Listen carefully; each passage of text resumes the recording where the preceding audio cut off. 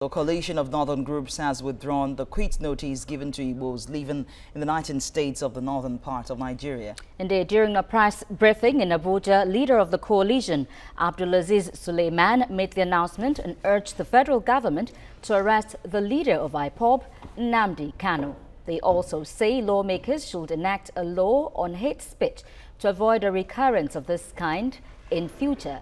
The group listed 7 terms and conditions for peaceful coexistence, part of which include a referendum that will decide the future of Igbos. This suspension, we are proud to say, is also out of respect for and reaffirmation of our allegiance to one united, peaceful and prosperous Nigeria, and in our unshaken confidence in the political will and sincere commitment of our dear President Muhammadu Buhari to take a holistic look at all the concerns we raised. We are also pleased to announce here that the Kaduna Declaration has achieved most of its major objectives, chief among which include forcing the hitherto deliberately neglected dangerous Biafran issue to the front burner of the nation's discussion agenda. We assure the people that we shall never betray their confidence in the CNG as a formidable vanguard for the protection of northern integrity and the general pursuit of a better deal for the northerner. We are here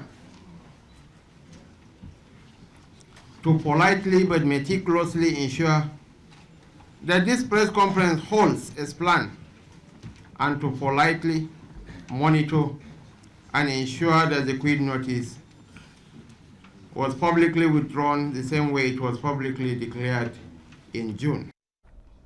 Now, for more discussions on the withdrawal, we have joining us on the news hour the Commandant General, Nigerians in Diaspora Mentoring Corps, Alistair Soyode, who will be joining us via Skype from London, and political analyst Ayotunde Adenuga, who is here with us in the studio. Well, we'll have him later on the broadcast. So thank you so much for joining us, Alistair Soyode.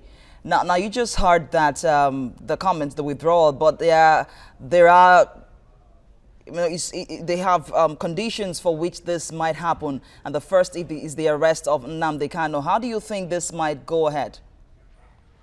Well, thank you very much. It's something that at least the whole people congratulate the northern youth for really there.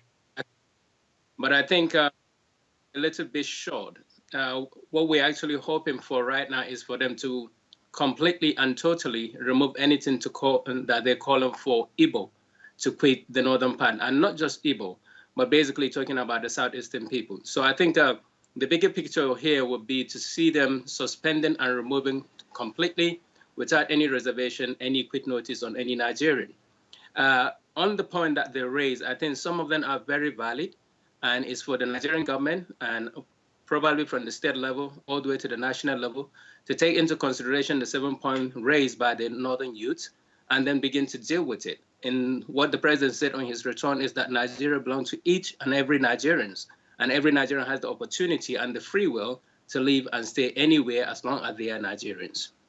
All right, we had bigwigs, governors and ex-ministers present at the announcement of this withdrawal. What do you think prompted this?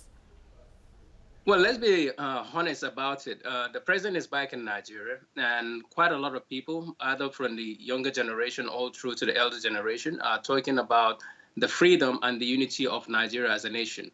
And looking into the agitation of many other groups, not just from the northern part, it is indeed the necessary thing to do, taking into consideration what the word of the stakeholders and our elders have been saying about the unity and the strength of Nigeria as a nation, for them to actually call off the quit notice on the southeastern or the so-called Igbo people.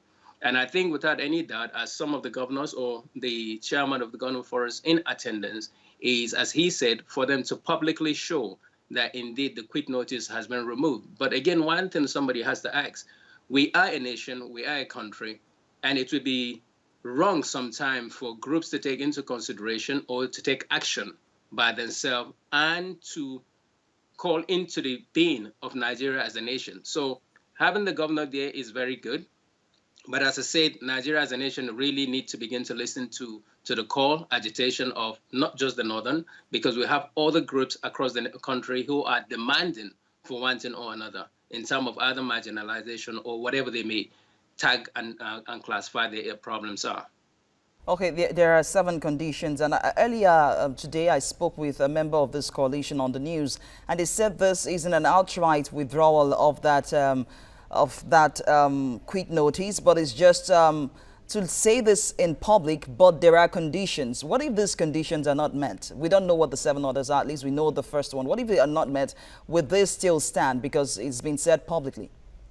Well, that's the reason why we actually said from our own perspective, those of us outside the country in the diaspora that have the same passion as many Nigerians back home, is actually not to just talk about the suspension of the quit notice, but to total withdrawal of the request to ask the southern eastern people to leave the northern part of the country.